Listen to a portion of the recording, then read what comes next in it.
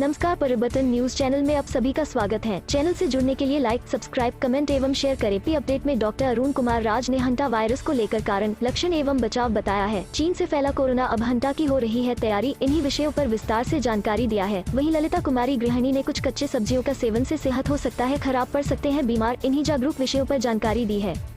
नमस्कार, मैं doctor Arun Kumar. हंता virus क्या है? हंता वायरस के लक्षण, कारण और बचाव।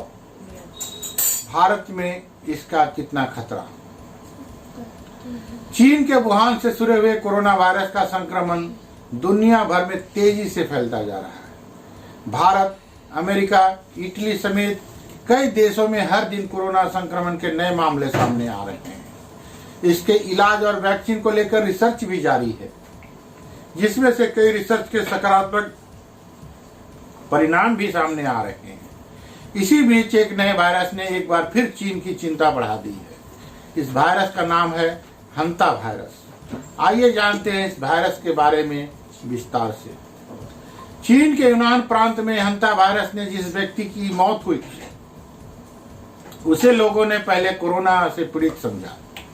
बाद में जब बॉडी को अस्पताल लाया गया तो जांच में पता चला कि उसे कोरोना नहीं, हंता वायरस था। हालांकि इस मामले में फिलहाल बहुत ज्यादा जानकारी नहीं मिल पाई है। हंता वायरस से व्यक्ति की मौत की जानकारी सरकारी समाचार पत्र ग्लोबल टाइम्स द्वारा दी गई। इसके बाद यह चर्चा का विषय बन गया कि क्या हंता वायरस भी कोरोना वायरस की तरह खतरनाक है। हंता वायरस के लक्षण। हंता वायरस के लक्षण भी कोरोना वायरस के लक्षणों से काफी हद तक मेल खाते हैं। अमेरिका के सेंटर फॉर डिजीज कंट्रोल और प्रोवेशन CDC के मुताबिक हंता वायरस के संक्रमित होने पर व्यक्ति को तेज बुखार होता है। यह बुखार 101 डिग्री के ऊपर भी हो सकता है। संक्रमित व्यक्ति के सिर में और शरीर में दर्द होता है। उसे उल्टी, वोमिटिंग, पेट में दर्द की समस्या हो सकती है। संक्रमित व्यक्ति को डायरिया की शिकायत हो सकती है। बाद के लक्षणों में फेफड़े में पानी जमा हो सकता है। संक्रमित व्यक्ति को सांस लेने में तकलीफ हो सकती है। क्या है हंता वायरस और यह कैसे फैलता है? हंता वायरस रोडेंट, जो चूहे की एक प्रजाति है, उसके शरीर में होता है। इससे चूहे को तो बीमारी नहीं होती, लेकिन यह इंसान की मौत का कारण बन सकता है। CDC के मुताबिक हंता वायरस का संक्रमण हवा के सांस के जरिए नहीं फैलता। अगर एक व्यक्ति इस वायरस से पीड़ित है तो उससे दूसरे व्यक्ति को संक्रमण नहीं फैलता। अगर कोई व्यक्ति चूहे के संपर्क में आता है तो उसे हंता वायरस के संक्रमण का खतरा होता है। चूहे के लार, थूक, मल या मूत्र के संपर्क में आने से और इन्हीं हाथों से आंख, कान, मुंह वगैरह छूने से इसका संक्रमण हो सकता है। बचाव और इलाज। इससे बचने का फिलहाल यही तरीका है कि चूहों से दूरी बनाकर रखी जाए। खासकर चूहे के लार, थूक, मल मूत्र से बचकर रहें। इसका फिलहाल कोई प्रॉपर इलाज सामने नहीं आया है। संक्रमण होते ही चिकित्सीय देखभाल की जरूरत है। सांस संबंधी परेशानी में ICU में भर्ती करना और ऑक्सीजन थेरेपी देने से राहत हो सकती है।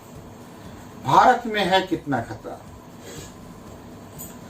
Test center for disease control and prevention की रिपोर्ट के मुताबिक यह वायरस अभी तक सिर्फ चीन और अर्जेंटीना में ही पाया गया है।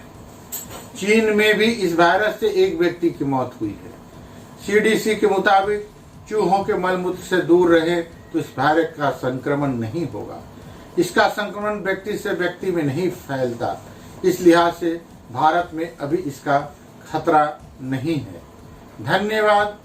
आपका अपना डॉक्टर अरुण कुमार। नमस्कार। इन सब्जियों का सेवन अच्छी तरह से पकाकर ही करें।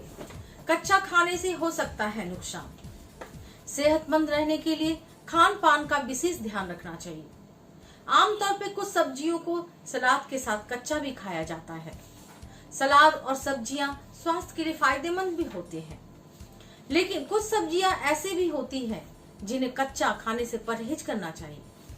इन सब्जियों को कच्चा खाने से नुकसान होता है। आज हम आपको बताएंगे किन सब्जियों का सेवन अच्छी तरह से पकाने के बाद ही करनी चाहिए। आइए जानते हैं उन सब्जियों के बारे में जिनका कच्चा सेवन करने से नुकसान होता है। गोभी और ब्रोकली। गोभी और ब्रोकली का सेवन अच्छी तरह से पकाने के बाद ही करना चाहिए। इन सब्जियों का सेवन कच्चा करने से नुकसान होता है। गोभी और ब्रोकली को कच्चा खाने से पेट में गैस और अपच की समस्या हो सकती है। गवार की फलियां। गवार की फलियां का सेवन अच्छी तरह से पकाकर ही करनी चाहिए। गवार की फलियां को कच्चा खाने से स्वास्थ्य पर विपरीत प्रभाव पड़ने लगता है। गवार की फलियां स्वास्थ्य के लिए फायदेमंद होती है अगर इन्हें अच्छे से पकाकर खाया जाए। राजमा, बीन्स। राजमा और बीन्स का सेवन अच्छी तरह से पकाकर ही करें। इन चीजों को कच्चा खाने से उल्टी, दस्त जैसी समस्याएं हो सकती है। राजमा को पकाने से पहले कम से कम 5 घंटे तक भिगो कर रखना चाहिए। 5 घंटे भिगोने के बाद ही राजमा की सब्जी बनानी चाहिए। बैंगन। कच्चा बैंगन खाने से पेट संबंधित समस्याएं हो सकती है। कच्चा बैंगन खाने से उल्टी, चक्कर आना जैसी परेशानियां हो सकती है। बैंगन को खाने से पहले अच्छी तरह से पका लेना चाहिए। आलू। कच्चे आलू के सेवन से परहेज करना चाहिए। कच्चा आलू खाने से गैस, उल्टी, सिर दर्द और पाचन से संबंधित समस्याएं हो सकती है। आलू का सेवन करने से पहले उसे अच्छी तरह से पका लेना चाहिए। आलू का इस्तेमाल लगभग हर सब्जी में होता है। मैं ललिता कुमारी, धन्यवाद।